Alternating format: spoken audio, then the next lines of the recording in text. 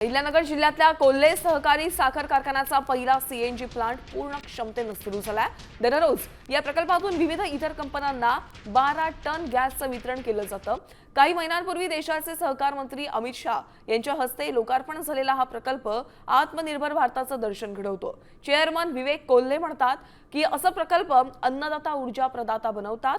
व्यवस्थापनाने प्लांटवर आढावा घेतलेला असून भविष्यात उत्पादन आणि सुरक्षिततेवर विशेष लक्ष ठेवलं जाणार आहे।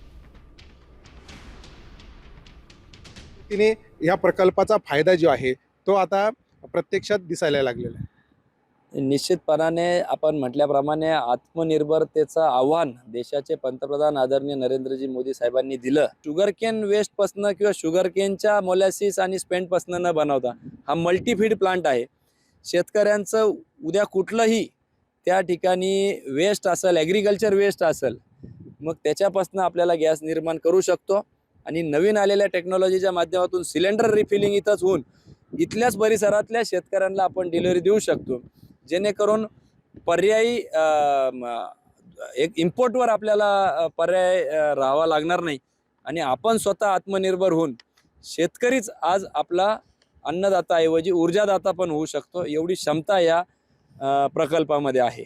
सहकार क्षेत्राचं मोठं योगदान असेल यात मात्र शंका नाही। सचिन बनसोडे, साम टीव्ही न्यूज, कोपरगाव, अहिल्यानगर।